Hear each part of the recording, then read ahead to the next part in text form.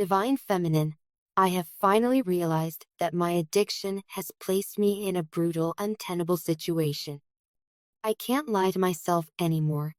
The damage is undeniable, carved into every corner of my life like deep gashes on weather-worn stone. I am now facing the consequences of betraying your trust, and it is terrifying to watch karma catch up with me, step by relentless step. One by one, I am losing everything that once mattered to me: relationships, opportunities, even the sense of purpose that used to get me out of bed before dawn. Every time I look around, I notice something else slipping away, something else breaking down. A friend stops answering my calls. A project I depended on collapses. A fragile hope evaporates before it can take form. And it is all because of the choices I made. When I decided to betray you, I never thought it would lead to this. I assumed I could keep pushing forward, that I could continue living in the same reckless way without it ever catching up with me. I told myself that as long as I kept moving fast enough, the shadows would never manage to grasp my heels. I was wrong. The weight of my actions is hitting me harder than I imagined possible, and I can no longer escape the consequences. I understand that losing you was only the beginning. That loss was the spark, and the fire is now spreading through every room of my life, burning away illusions I thought were indestructible. I didn't realize it at the time, but my betrayal didn't just wound your heart, it poisoned mine as well, seeping into my bloodstream, infecting every decision that followed. And now I am paying for it in ways I could never have foreseen. Yet even as the debris settles, a strange clarity emerges from the smoke.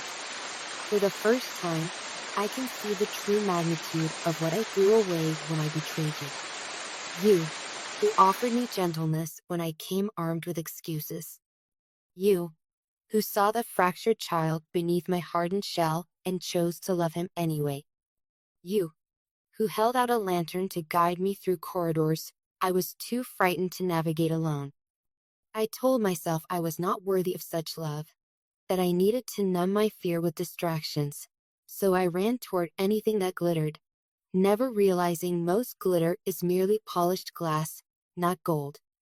In losing you, I came face to face with that void, and it stared back like a mirror made of night. I see now that what I mistook for freedom was actually a cage with invisible bars. I rattled those bars by blaming the world, by blaming you, by blaming fate. But never once did I turn the key that was always hanging inside the lock: personal accountability. Instead, I layered lie upon lie until the structure buckled. Your absence has become a deafening silence in which every lie echoes back to me, louder and sharper than before. I stand here stripped to the bone, and the truth hurts precisely because it is true. I broke the covenant you placed in my trembling hands. I crushed delicate trust beneath the weight of instant gratification. I let fear masquerade as confidence and called it strength. And now the universe, with unwavering fairness, is teaching me the lesson I refused to learn willingly. Every action plants a seed, and I must reap the harvest regardless of whether I intended to cultivate roses or thorns. Divine Feminine, I write these words not to solicit sympathy, but to confess the entirety of my failure. I want you to know that I finally understand the difference between regret and remorse. Regret is the sick feeling that accompanies exposure. Remorse is the holy fire that drives transformation. In the cold hours before dawn, I have knelt on the splintered floorboards of my mistakes and asked Spirit to burn away everything that is false, no matter the pain. Spirit answered through lessons I could not ignore. These losses, though devastating, are also sacred teachers. For each possession that slips through my fingers, I gain a clearer view of the truth. Real wealth is measured in integrity, not in trophies. Each friendship that dissolves forces me to ask whether I ever showed up with genuine presence or merely occupied a role. Each empty victory reminds me that applause fades, but authenticity resonates beyond the last echo of clapping hands. My first step is confession. I was wrong. My second step is ownership. I alone wove this tangled net, and therefore I alone must unwind it. My third step is restitution. Where possible, I will make amends to those I have harmed. That includes you, divine feminine. I cannot ask you to trust me again. That privilege must be earned, if it is ever possible. But I can pledge to become the kind of man who deserves trust, whether or not I receive it. I will do this not because I expect a reward, but because living in truth has become the only way forward. I have begun attending meetings where people speak the language of raw truth, admitting powerlessness over addiction, surrendering to a higher power, supporting one another without judgment. I have found a counselor who will not let me hide behind clever words. I have started writing letters to every person I used as a stepping stone or a shield. Some letters will never be mailed, but the act of writing dissolves the toxic residue that clung to my spirit. Most importantly, I am learning to sit in silence without reaching for substances, scrolling screens, or hollow praise. In that silence, I meet the parts of myself I used to outrun. Divine Feminine, I do not ask you to return, nor do I beg you to watch my journey of recovery. You owe me nothing. But I want you to carry this knowledge like a small, steady candle. Your love was never wasted. It seeded a revolution inside me that only now finds room to bloom.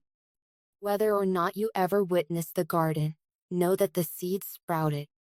Your compassion shattered my delusions more effectively than any punishment could.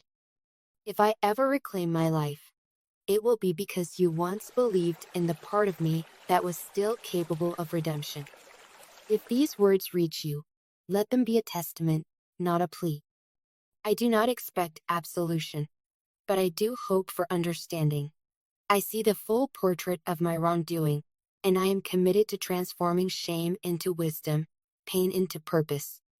Should our paths cross again, may it be on ground where honesty is the only currency we trade. Until then, I will honor the sacred boundary your absence has drawn.